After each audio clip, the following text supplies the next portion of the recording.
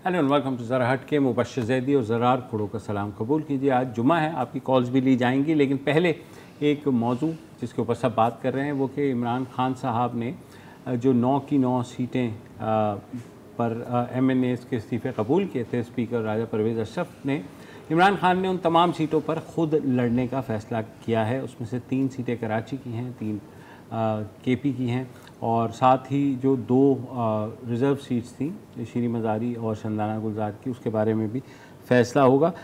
इसके अलावा फैसलाबाद की भी सीट है और लेट्स सी। तो ये मूव जो है, ज़ाहिर है अब सब लोग पूछ रहे हैं कि 9 जो नशिस्तों पर कैसे लड़ सकते हैं। तो पहली बात है कि इलेक्शन लॉ के अंदर ऐसी कोई कदगन नहीं है, पाबंदी नहीं है और खामोशी है इलेक्शन लॉ। इसके बारे में कुछ सालों पहले एक बात हुई थी कि कुछ चेंजेस के बारे में कि ऐसा किया जाए कि अगर कोई शख्स जो है एक से ज़्यादा नशिस्त पर लड़ता है तो उससे बाकी जो खाली करता है नशिस्तें उसके ऊपर कोई पेनल्टी लगाई जाए या कुछ इस तरह। बाहर लेकिन it was never made part of the law. मेरा ख्याल है कि इस इशू को हमने कोई 4-5 दफ़ा डिस्कस किया होगा जब भी इस तरह का कोई इशू होता है। और वही होता है कि यार मतलब इतनी भी फ्री फॉर ऑल नहीं होना चाहिए। वो एक अलग बात है, वो ये नहीं हम कह रहे क्योंकि अभी खान साहब 9 पे खड़े हुए हैं, कोई और 20 पे भी खड़ा हो या 2 पे भी खड़ा हो, आर्ग्यूमेंट और प्रिंसिपल इसका वही है। अच्छा, अब कुछ लोग कह रहे हैं मास्टर स्ट्रोक है, कुछ लोग कह रहे हैं मिस स्ट्रोक है। मुझे समझ नहीं आ रही कि उनमें से कौन सा है, लेकिन आई थिंक इनके बेनिफिट में ही जाएगा शायद, क्योंकि वो जो पॉपुलैरिटी की एक लहर चढ़ी हुई है और उसको ही मेंटेन करना है। उसको मेंटेन क्योंकि अंदाज़ा PTI को भी हो रहा है कि शायद इलेक्शंस उनकी ख्वाहिश के मुताबिक में नहीं हो रहे। तो अगर इलेक्शंस आगे तक जाते हैं तो बीच में ज़ाहिर है नाअहली की भी बात आ रही है। खान साहब की इलेक्शन कमीशन ने भी बुलाया हुआ है। अब मेरी इलेक्शन कमीशन में जो बात हुई है सोचते से, उनका ये कहना है कि ये ज़ाहिर है कोई 1-2 दिन में ये फ़ैसला नहीं होगा और उन्होंने ख़ुद एडमिट किया है कि जो तहरीक इंसाफ वाले हैं वो मामले को खींचने में बड़े चैम्पियन हैं। 8 साल अगर वो फॉरेन फंडिंग को खींच गए तो इस केस को साल तो खींच ही जाएंगे किसी तरीके से। फिर ये है कि हुकूमत ये रेफरेंस सुप्रीम कोर्ट को भी डिसाइड करना है। तो काफ़ी चीज़ें बीच में भी हैं। ये जो इलेक्शंस जब 25 सितंबर को अब शेड्यूल हुए हैं तो बहुत इंटरेस्टिंग होगा। मैं तो लियारी का जो है, कब इंटरेस्टिंग नहीं होता, हाँ कब नहीं होता। लियारी का देखें आप, वहाँ पर PTI पहले पे आई थी, TL पे दूसरे नंबर पर और बिलावल भुट्टो पीपल्स पार्टी के तीसरे नंबर पर आए थे।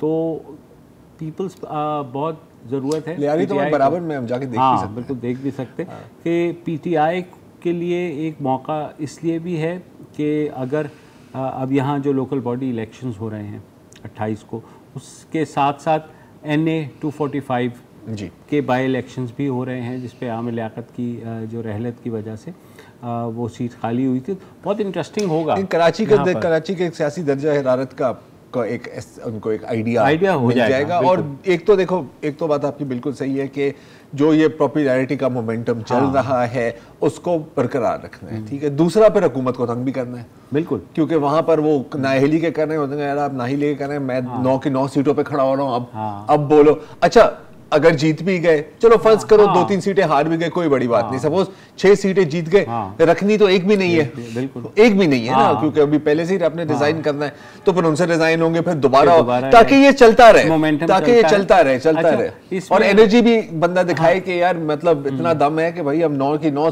सीटों में कैंपेन भी करेंगे। और दूसरा जो कर भी लेंगे, एनर्जी बहुत है खान साहब में। कि हुकूमत ने भी तो एक मतलब पॉलिटिकली वाइज मूव नहीं की थी कि सिर्फ 9 बंदों को इस्तीफ़े कबूल किए। आप या तो सबके कर लें या किसी का भी ना करें। उन्होंने अपनी तरफ से एक डस दी थी PTI को, ये लो ना बच्चे, अभी देखना आगे भी आ रहे हैं, तो उसी का फ़ायदा उठाया है। तो खान साहब ने पॉलिटिकली एक मूव तो की है और वो जो बकौल आपके ही जो मोमेंटम बिल्डअप हुआ है, तो उससे ये टेम्परेचर भी चेक भी हो जाएगा कि अच्छा क्या कहाँ क्या। वह ज़ाहिर खैबर पख्तूनख्वा की अगर हम बात कर लें तो वहाँ पर ऑलरेडी उनकी हुकूमत है और एक सॉर्ट ऑफ पॉपुलैरिटी तो वो है। और पॉपुलैरिटी अब पंजाब में बाई इलेक्शंस में देख लिया। कराची के अंदर ऑलरेडी एक मोमेंटम जब ये हुआ था, कराची में पॉलिटिकल वैक्यूम भी है सर, और कराची के जलसे भी आपने देखे, कराची के और जलसे, और जब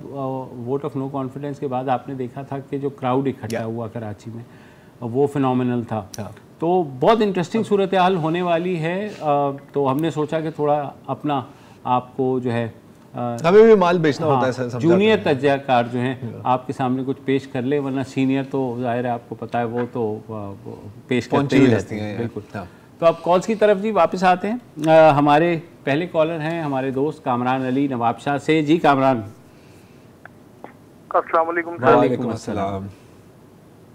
हाकिम रिश्वत सता फिक्रे गिरफ्तारी न कर रिहाई की कोई आसान सूरत छूट जा, मैं बताऊं तुझको तदबीर रिहाई मुझसे पूछ, लेके रिश्वत फंस गया है दे के रिश्वत छूट जा। वाह वाह क्या बात है। और जो खान साहब इतने हलकों से इलेक्शन लड़ रहे हैं उसके हवाले से भी एक शेर अर्ज किए देता हूँ कि एक साहब को थी ये खुशफहमी, शहर में उनका बोल बाला है, वोट दो ही मिले तब जाना, अब के सब वोटरों ने टाला है, और साथ ही इस बात पर भी हैरान था दूसरा वोट किसने डाला है। ऐसा ही है। ये मोरूसियत जो है ये सियासी जमातों को चाट रही है। पहले मोरूसियत ने जो है सियासी जमातों को सूबों तक महदूद किया, फिर जिलों तक, अब यूनियन काउंसिलों की हद तक बात आ गई है। बिल्कुल। और दूसरा ये है कि ये जो फॉरेन एडिड पॉलिटिकल पार्टी पे पाबंदी की बात चल रही है, तो इस हवाले से मैं ये कहना चाहता हूँ कि ये जो फॉरेन फंडेड मीडिया हाउसेज हैं इनके हवाले से आप क्या कहेंगे कि इनका मुस्तकबिल आप क्या देखते हैं? मुझे अगर बता देना तो हम दोनों भी जाके ज्वाइन कर लें यार, डॉलर में तनख्वाह मिलेगी। हाँ, मतलब माना कि डॉलर नीचे आया है लेकिन फिर भी ठीक ठाक है। फिर भी यार मतलब अगर आप मुझे देंगे मैं ना नहीं करूंगा। हाँ हाँ हाँ, तो फॉरेन एडेड हो या ममनुआ हो। एक मुझे जुमला याद आया, कामरान भाई बात कर रहे थे ना तो खान साहब के बारे में, वो खान साहब को हल्का ले रहे थे, वो हल्के ले रहे हैं। ये क्या नॉट बैड ना, अगर हम इस पे शो कर रहे होते तो ये नीचे हम एलटी में लिख लेते। सही बात है। एनीवे नहीं कर रहे, लेकिन कोई बात नहीं। जब बाय इलेक्शंस आए, जब इलेक्शंस आएंगी तो फिर हाँ बिल्कुल यही जुमला मैं दोबारा रिपीट करूंगा, याद रखना आपको। अब आपने तालियां बजानी है। अच्छा जी, मुनीब अहमद साहब हैं गुजरात से। अस्सलाम वालेकुम सर। अस्सलाम वालेकुम सर। जी वालेकुम सलाम। अच्छा सर, सबसे पहले तो डॉन का और खोड़ो साहब का बहुत शुक्रिया कि उन्होंने मुझे लाइव लिया जी और मौका दिया जी प्रोग्राम में। मैंने कॉल की और मेरी कॉल थ्रू हो गई। और सर ये मसला है कैंसर के मरीजों की अद्वियात का, ओके, पंजाब के अंदर, जो कि पिछले 2 माह से चल रहा है। अलबत्ता चल तो ये बेसिकली जून 2020 से ही रहा था, ऑन एंड ऑफ इश्यूज चल रहे थे। बेसिकली ये CML का प्रोजेक्ट है जो 2014 में शहबाज शरीफ साहब ने स्टार्ट किया था। कैंसर के मरीजों को 5000 से 6000 के लगभग करीब मरीज हैं पंजाब के अंदर रजिस्टर्ड हैं, जिनमें से मैं भी एक हूँ। अच्छा, ओके। तो उनको सर नोवार्टीज जो कंपनी है जी, वो फ्री मेडिसिन सप्लाई करती थी जी बिल्कुल, कॉर्पोरेट सोशल रिस्पॉन्सिबिलिटी के तहत ना। ठीक है। तो बेसिकली इससे पहले मैं तो रजिस्टर्ड शौकत खानम में था, 2006 से फ्री ट्रीटमेंट हो रहा था और मेडिसिन भी फ्री मिल रही थी कॉर्पोरेट सोशल रिस्पॉन्सिबिलिटी के तहत। 2014 में जब गवर्नमेंट ने इसको टेकअप किया, क्योंकि पंजाब में और भी मरीज थे गवर्नमेंट हॉस्पिटल्स में भी, तो सारे मरीजों के लिए क्रॉस द बोर्ड एक क्राइटेरिया बनाया। उसमें ये इनका जो कॉन्ट्रैक्ट हुआ, जो मेरे तक बात पहुंची है, वो ये कॉन्ट्रैक्ट ये था कि 1 महीने के पैसे गवर्नमेंट देती थी, बाकी 11 महीने के जो पैसे हैं वो नोवार्टीज वाले CSR के तहत बर्दाश्त करते थे और मरीजों को फ्री दवा मिलती थी। अब ये हो गया कि अप्रैल से ऑनवर्ड अभी तक 3 से 4 महीने हो गए और ये लाइफ सेविंग ड्रग है CML लकीमिया के पेशेंट्स के लिए, जो कि उनको 3 माह से तकरीबन नहीं मिल रही। जब ये सोशल मीडिया पे और आगे पीछे थोड़ा इशू को हाईलाइट किया, तो कंसर्न जो अथॉरिटीज हैं, वो हेल्थ डिपार्टमेंट हो या चीफ सेक्रेटरी ऑफिस हो, उन्होंने मेरे साथ कोऑर्डिनेट किया, मेरे से रब्ता भी किया, फोन पे दफ्तर भी बुलाया। उन्होंने यही कहा कि हम जुलाई के एंड में, हमारा कॉन्ट्रैक्ट रिन्यू हो रहा है दोबारा, हम जुलाई के एंड में आपको दे देंगे। लेकिन जब मैं दोबारा वो अपनी प्रिस्क्रिप्शन लेके तो नोवार्टीज के ऑफिस गया तो उन्होंने कहा नहीं जी, हमारा तो कॉन्ट्रैक्ट एक्सपायर हो गया, अगर आपने दवा लेनी है तो 2.5 से 3 लाख की आपकी महीने की दवा बनेगी, तो आप ये कागज ले आए, प्रिस्क्रिप्शन ले आए, तो अगले महीने से बिस्मिल्लाह करें। अब गरीब बंदा सर आप बताएं कहाँ जाए, यहाँ पे खाने के लाले पड़े हुए हैं और ये इतनी महंगी दवा लोग कहाँ से लें। और ये इशू पिछले, मतलब ये अगर आप डॉन ने इसको पहले भी कवर किया है, जून 2020 में किया है, फिर 21 में किया है, फिर मई के अंदर भी किया है, ये पहले भी इशू है। और क्यों नहीं गवर्नमेंट इस चीज को सीरियस ले रही। हालांकि मैं, जो अभी करंट चीफ मिनिस्टर साहब हैं, वो मेरे शहर के हैं, मेरी उनसे गुजारिश है कि वो इस चीज को भी देखें। हुक्मरानी भी आती जाती रहती है, लेकिन वो हक़े हुक्मरानी तो अवाम ही उनको देती है ना, तो फिर अवाम को भी रिलीफ दें, अवाम के बारे में भी सोचें। ये सर ये 5000 मरीजों का मसला नहीं है, ये 5000 खानदानों का मसला है। बिल्कुल सही कह रहे हैं आप। बिल्कुल मुनीब भाई, इसमें हमने बिल्कुल आपकी बात सुन ली है और ऑलरेडी हमने जो है ये प्लान किया हुआ है कि जैसे ही ये आशूरे के बाद हम शो करेंगे तो हम इस मसले के ऊपर बात करेंगे। कैंसर के अलावा थैलेसीमिया की जो दवाइयाँ हैं और ऐसी इवन पैनाडोल तक पंजाब में हो गई थी, शॉर्ट हो गई थी और महंगी हो रही हैं। क्या उसकी वजूहात हैं? अब इनके जो मसला है वो मतलब मिलता जुलता है, लेकिन वो थोड़ा सा मुख्तलिफ है, क्योंकि ये कॉन्ट्रैक्ट था वो एक्सपायर हो गया है और उसके रिन्यूअल का किसी को समझ नहीं आ रही है। इन द मीन टाइम मतलब देखें, किसी हुकूमती अफसर के पास आता है तो उसके लिए तो बस वो एक दस्तखत की बात होती है, इनके लिए जिंदगी और मौत की बात होती है। तो इट्स अ बिग डिफरेंस और एक बड़ा इशू है। और मुनीब साहब इंशाल्लाह अगले हफ्ते थोड़े से हम इस पे भी और मजीद मालूमात हासिल करके और इकट्ठा करके वी विल कवर दिस। हम पुश भी करेंगे कि हुकूमत जो है इस बारे में कुछ ना कुछ फौरी इक़दाम करे।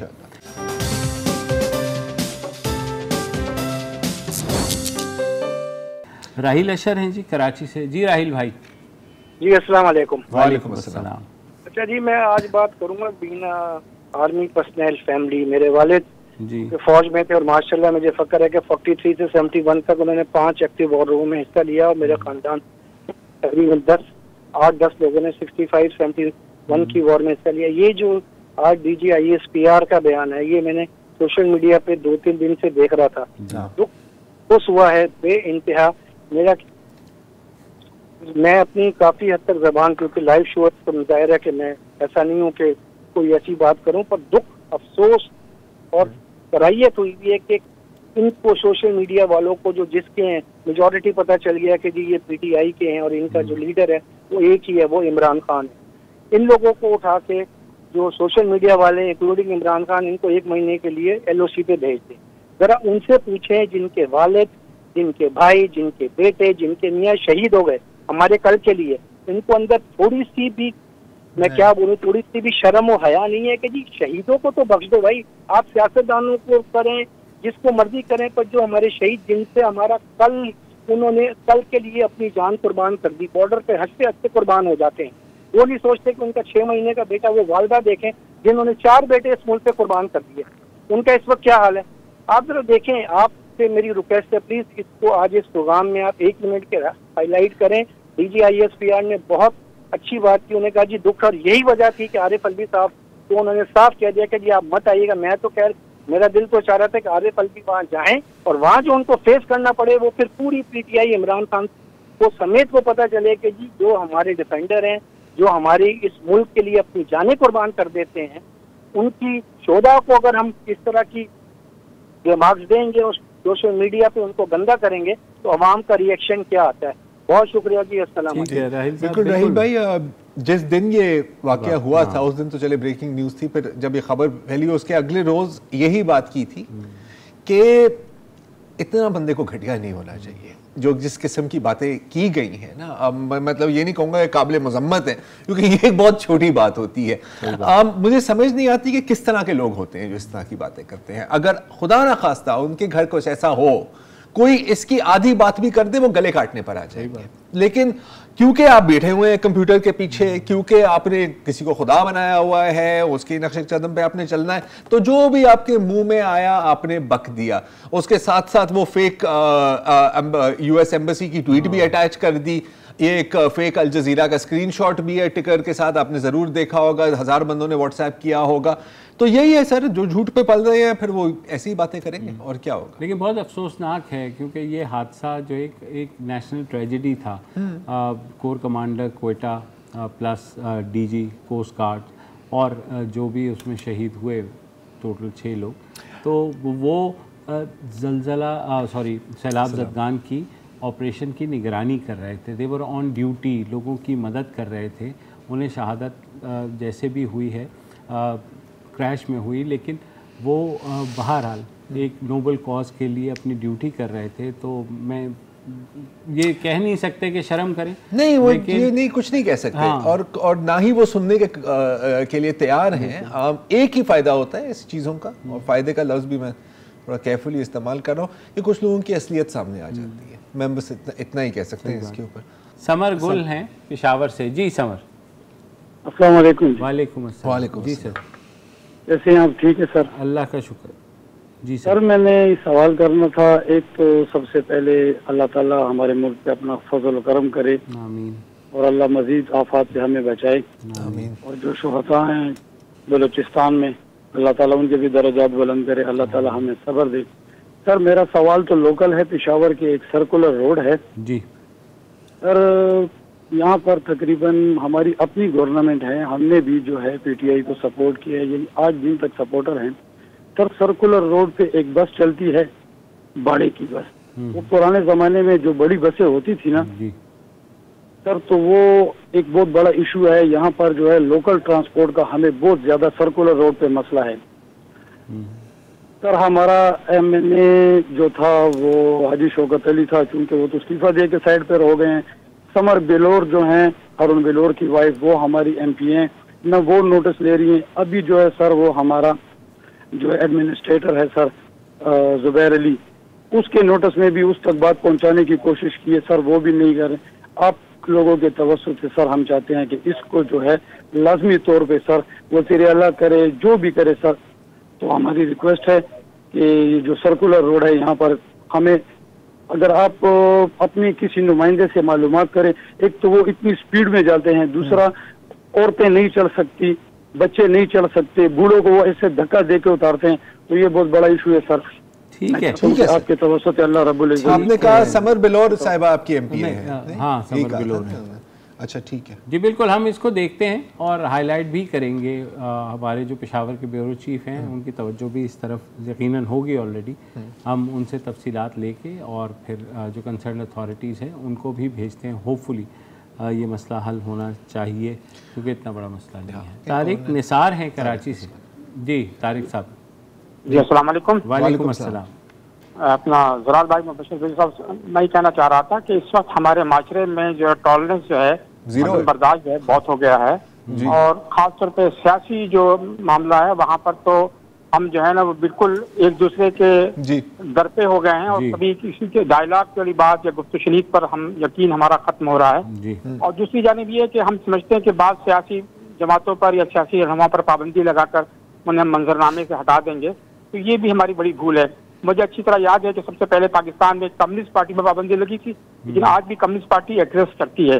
जमात इस्लामी पर पाबंदी लगी, जमात इस्लामी आज भी काम करती है। अवामी नेशनल पार्टी जो पहले नेशनल अवामी पार्टी थी उस पर पाबंदी लगी थी, वो भी एग्जिस्ट करती है। और 70 के ज़माने में अवामी लीग पर पाबंदी लगाई थी हमने, अगरचे पाबंदी लगी, लेकिन आज भी मशरकी पाकिस्तान जो बांग्लादेश बन चुका है वहाँ हुक्मरान है। तो हाल में अभी टीएलपी पाबंदी लगी थी। टीएलपी पर पाबंदी के बावजूद हजार मिसालें हैं। तो मतलब कि जितनी पाबंदियां लगी आज तक वो सारे मेरे इल्म में है, और आप भी जानते हैं, हम भी जानते हैं, वो मसले का हल नहीं है।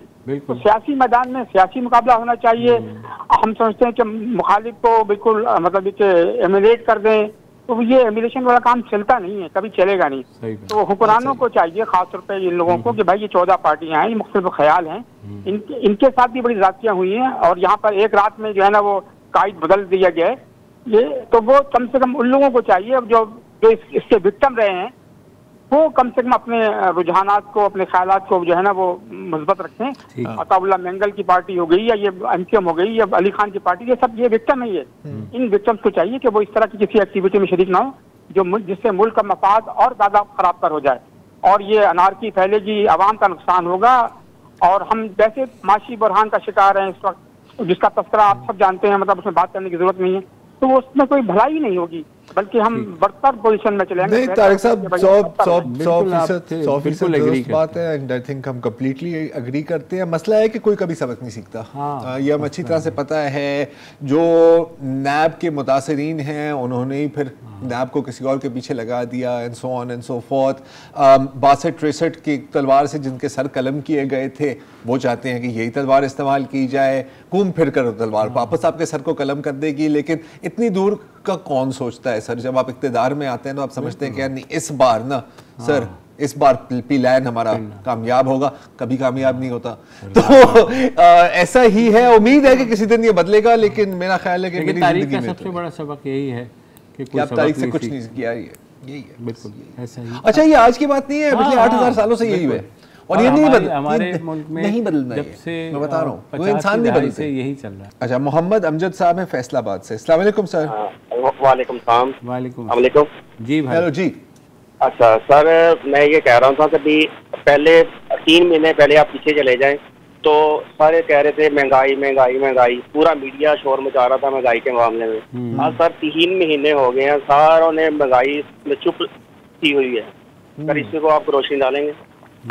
सर रोशनी डाल रहे हैं। महंगाई तो देखिए, महंगाई तो जो आवाम का हाल हुआ है और इसी वजह से प्रेशर आया है हुकूमत के ऊपर कि आप देख रहे हैं कि वो डिफेंड कर रहे हैं, मगर नहीं कर सकते क्योंकि जो इन्फ्लेशन जहाँ तक पहुँच गई है, मेरा नहीं ख्याल कि आम आदमी जो कि अगर एवरेज इनकम पाकिस्तान में मिनिमम इनकम अगर 20,000 है या 22,000 है तो उसमें गुजारा बिल्कुल मुश्किल है। बिजली के बिल जो है वो ही आधी तनख्वाह खा जाते हैं, तो घर का किराया कहाँ से देंगे? अगर ये दोनों दे देंगे तो खाना कहाँ से खाएंगे? खाना खा लेंगे तो बच्चों की फ़ीसें कहाँ से देंगे? और अगर ये सब भी कोई कर लेता है तो फिर इलाज कहाँ से कराएंगे? तो बहुत ज़्यादा मुश्किल हुआ है। उम्मीद यही है कि IMF की ट्रांच आने के बाद, पेट्रोल की कीमत गिरने के बाद, शायद नवंबर दिसंबर तक हम कुछ बेहतरी की तरफ जाएं, लेकिन उसमें शराइत व ज़वाबित लागू हैं, इंटरनेशनल फैक्टर्स भी इन्वॉल्व हैं। और ये जब मुझे पता है, जब ये पिछली हुकूमत कहती थी कि इंटरनेशनल फैक्टर्स हैं तो सारे कहते थे कि नहीं, ये नहीं है, आप हैं, आप PTI MF हैं आप। तो उसके लिए पूरी रैली भी निकाली गई थी कराची से लेकर इस्लामाबाद तक, लेकिन अपनी दफ़ा आई तो फिर नहीं, हमारे तो कंट्रोल में ऐसे ही चलता है ना, ऐसे ही चलता है। अच्छा, आपने बात की कंट्रोल की ना, तो अब जाहिर है कि जब बात होती है, मैं ओवरऑल मईशत की बात कर रहा हूँ, सिर्फ महंगाई की नहीं, हमेशा कहते हैं ना यार tax collection tax collection tax collection. तो यार ये बड़ा मज़ेदार काम हुआ है कि एक बार फिर ताजरों के दबाव में उनकी टैक्स वो जो लगाई थी, जो नॉमिनल किस्म की ही थी, वो वापस ले ली है। अच्छा, अब कुछ लोग इसमें ये कह रहे हैं कि जी आखिरकार मतलब है तो नून लीग, और नून लीग तो ताजरों की पार्टी है, लेकिन इतना सिंपल भी नहीं है, क्योंकि पता नहीं क्या ऐसा गुड़ है ताजरों के पास कि मुशर्रफ ने कितने साल हुकूमत की थी? 8 साल। वो नहीं लगा सका टैक्स इनके ऊपर, कोई नहीं लगा सकता टैक्स। अच्छा, आपने कॉर्पोरेशंस के ऊपर सुपर टैक्स लगा दिया, हमारी तो बात ही ना करें, जो सैलरीड है ना, हम वैट लगानी थी, वो भी लगानी, वो उसकी भी वाट लग गई। हाँ, वाट लग गई। तो मतलब बड़े होकर ताजर ही बनना चाहिए था यार। सही बात है, गलती हो गई। ऐसा ही है। काशिफ रजा हैं कराची से। जी काशिफ। जी अस्सलाम वालेकुम सर। वालेकुम अस्सलाम। सर, एक तो अभी आपकी चैनल से खबर पता चली कि पाकिस्तानी रेसलर हैं नाम, बट वो ने सिल्वर मेडल लिया है गोल्ड के एक्सपेक्ट कर से। चले खैर, ये तो एक स्पोर्ट्स फ्रंट से था। सर एक छोटी सी ये बात करनी है तो बहुत इम्पोर्टेंट कि हमारे जहनों में एक तासुर जाता है कि ये मुल्क अशराफिया के लिए बना है। मतलब मीडिया पे भी उन्हीं को डिस्कस किया जा रहा होता है, उनके फैसले, उन्हीं की बातें। तो हमारा जिक्र कहाँ होता है? हम बहुत मतलब महंगाई का जिक्र तो करते हैं, लेकिन उस लेवल पे पहुंच नहीं पाते जिस लेवल पे गरीब बंदा बैठा हुआ होता है। कितनी महंगाई है, कितने मुश्किलात से गुजर रहा है, वो ये कोई नहीं देख रहा होता।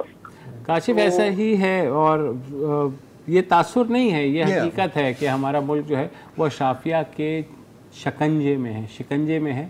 जो आम आदमी है वो पिस रहा है, वो किसी भी तरीके से, और ऊपर जो ये अशराफिया बैठी हुई है वो कोई भी सिस्टम ला के, और उसका जो है खमियाजा आवाम को ही भुगतना पड़ता है। बदकिस्मती है, महंगाई बहुत ज़्यादा है, आई एग्री विद यू, और हुकूमत को कुछ करना चाहिए, लेकिन ज़ाहिर है वो एक दूसरे को ताने देने से, एक दूसरे पे इल्ज़ाम लगाने से फुर्सत मिलेगी।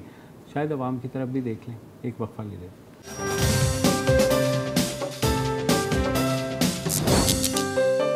वेलकम बैक जी। हमारे अगले कॉलर हैं आबिद बेग साहब कराची से। अस्सलाम वालेकुम जी। अस्सलाम वालेकुम जनाब। वालेकुम अस्सलाम। जी आबिद अर्ज कर रहा हूँ। जी सर। मुझे ये कहना था कि आजकल हमारे मुल्क में ऐसा चल रहा है जैसे एक इंडियन फिल्म थी, उसमें हीरो कहता है मेरा राइट आपका लेफ्ट, आपका लेफ्ट मेरा राइट, मेरा राइट आपका लेफ्ट। तो इसी जहाने पे हम लोग चल रहे हैं कि एक शख्स बोलता है ये मेरे लिए राइट है तो आपके लिए रॉन्ग है, वो बोलता है मेरे लिए रॉन्ग है तो आपके लिए राइट है। इसी सिलसिले में हम चल रहे हैं। और ये पूछे, इतने बड़े बड़े हमारे मुल्क में कानूनदान है, उन्होंने सबने अलग अलग कानून की किताब पढ़ी है क्या? ऐसा ही है सर। कभी एक बोलता है ये सही है, एक बोलता है ये गलत है। उसी मामले को जब उसके एंड पे आता है वो बोलता है ये सही है, वो गलत है। इस मुल्क में कोई एक कानून पूरा मुल्क बना सकता है या नहीं बना सकता? सर देखें, कानून तो एक ही होता है, उसकी तशरीह मुख्तलिफ कर दी जाती है। वही बात कर रहे हैं ना, वही बात कर रहे हैं। वो जो है तो अपना अपना कानून ही बन गया ना फिर एक तरह से। और देखें अब अगर सीरियसली बात करें तो जब ये तशरीह की बात आती है, ठीक है, आप कर सकते हैं, एक पार्टी कर सकती है, दूसरी पार्टी कर सकती है, इवेंचुअली जब ये कोर्ट में जाती है, अच्छा वहां पर भी ये कंट्रोवर्सी खड़ी हो गई है ना कि जो जजेस की एलिवेशन है, जो जज आप बेंचेस बनाते हैं, अगर आपने लाइक माइंडेड बेंच बना दिया तो आपको शायद पहले से ही आइडिया हो जाता है कि यार फैसला इस तरफ जाना है।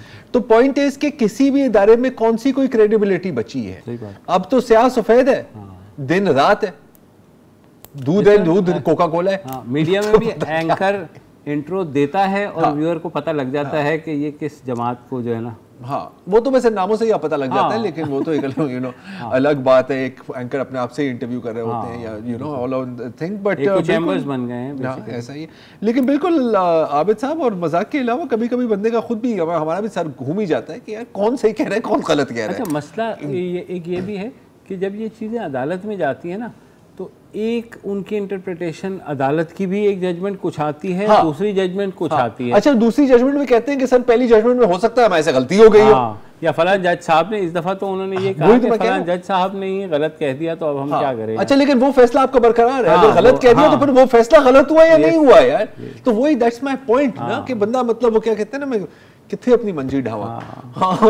तो इट्स केओस है यार। आई मीन बिल्कुल इट इज अटर केओस। क्या कह सकते हैं। बदर मुनीर हैं लैया से। जी सर, कैसे हैं सर? सर कैसे हैं बदर साहब? ठीक है, आप सुनाएं। वसतुल्लाह खान साहब को भी मेरा सलाम कहिएगा। जी जरूर सर।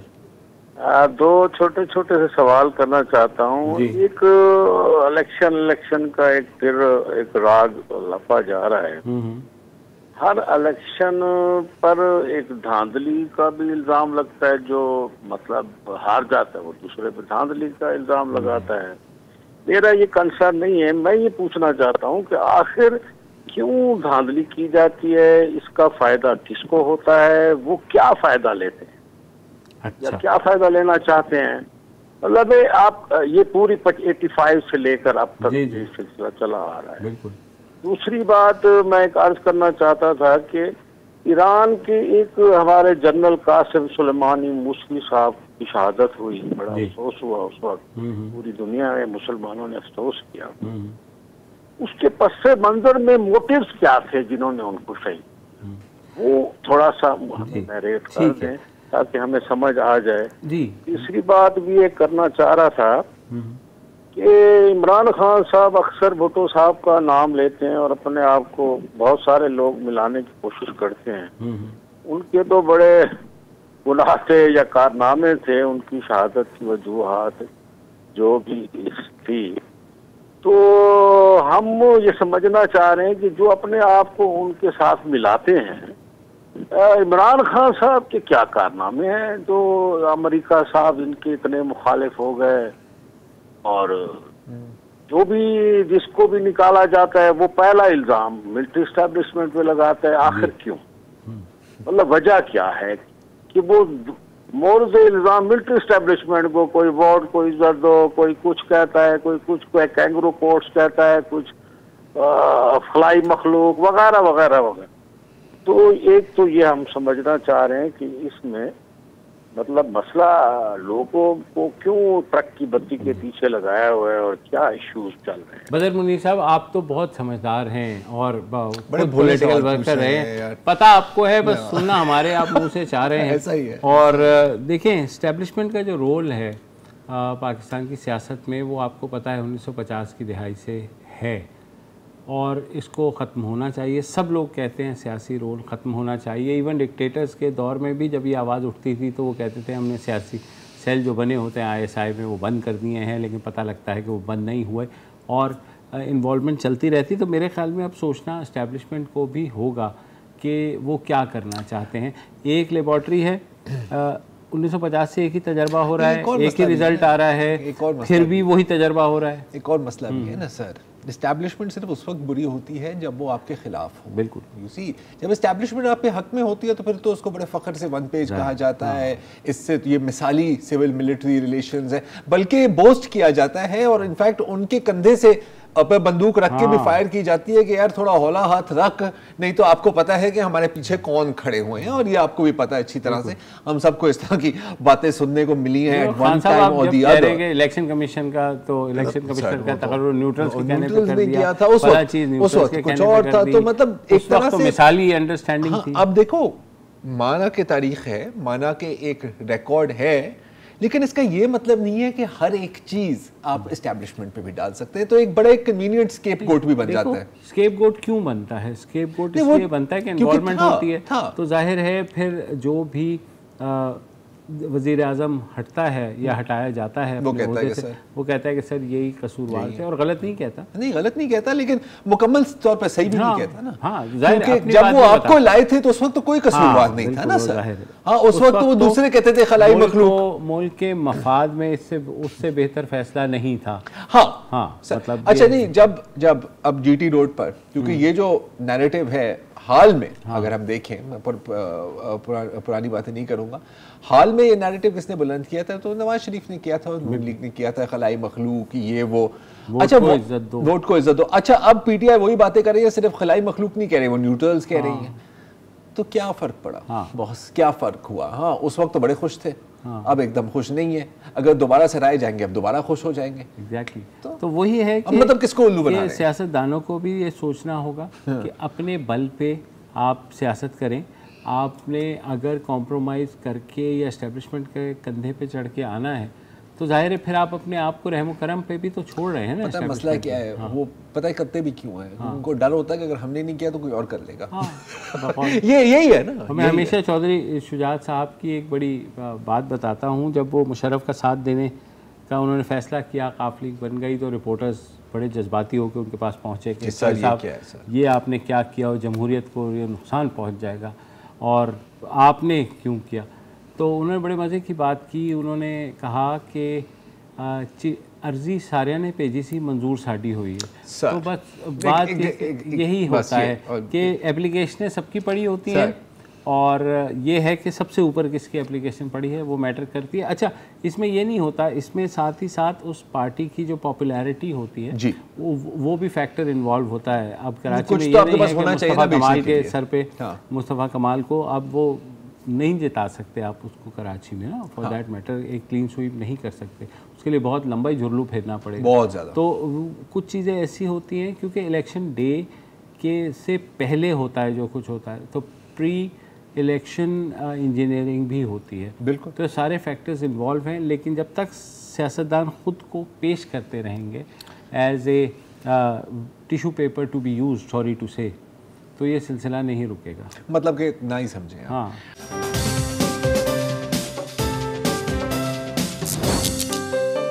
ज़ियाउल हसन हैं, कहाँ से? पेशावर से। जी पेशावर। ज़िया साहब, अस्सलाम वालेकुम।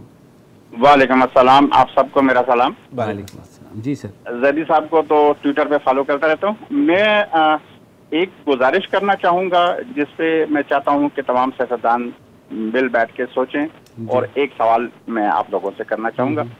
गुजारिश ये, 1985 में 15-16 साल की उम्र में पहला इलेक्शन देखा, उससे ऑनवर्ड 8-9 इलेक्शन अब तक हो चुके हैं। हर आने वाला इलेक्शन पहले से ज्यादा खूनी और मालदार से भरपूर, एक्शन से भरपूर फिल्म साबित हुआ। धांधली वगैरह तो शोर मची रही, लेकिन आपस में जो नफरतें बढ़ाई जा रही हैं आहिस्ता आहिस्ता, ये हमें कहाँ लेके जाएगा? खुद मेरे अपने भाई 1990 के इलेक्शन में जब बेनजीर भुट्टो पेशावर से लड़ रही थी, इलेक्शन डे पे उनको शहीद किया गया।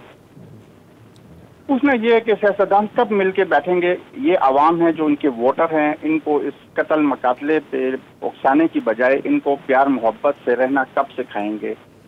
ये अगर मीडिया के थ्रू मेरी आवाज नहीं सिखाएंगे ना सर। क्योंकि प्यार मोहब्बत में इसमें अगर लोग रहने लगे तो फिर पार्टियां और इस तरह की बयानात के उनको क्या फायदा मिलेगा? You see, I mean politics पूरी दुनिया, और मैं सिर्फ पाकिस्तान की बात नहीं कर रहा। हाँ, माना कि हमारे यहाँ तो अब जो पोलराइजेशन हो गई है वो मेरा ख्याल है कि शायद पहले कभी नहीं हुई, कम से कम मैंने नहीं देखी, लेकिन पूरी दुनिया में यू डिवाइड एंड कॉन्कर ना सर।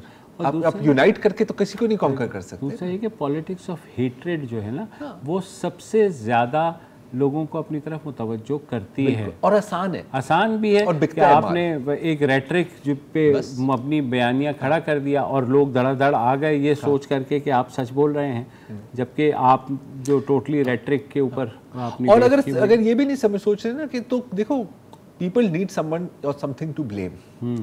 आप लोगों को पीछे लगा दोगे या तो ये जो भी तुम्हारे साथ जिंदगी में ज्यादतियाँ हुई हैं या तुम्हें तरक्की नहीं मिली, ये इस बंदे की वजह से है, और बस आप लगाते हैं लोगों के पीछे। तो बड़ा आसान है, वो बंदा कहता है कि नहीं यार ये तो तुम्हारे लीडर की वजह से।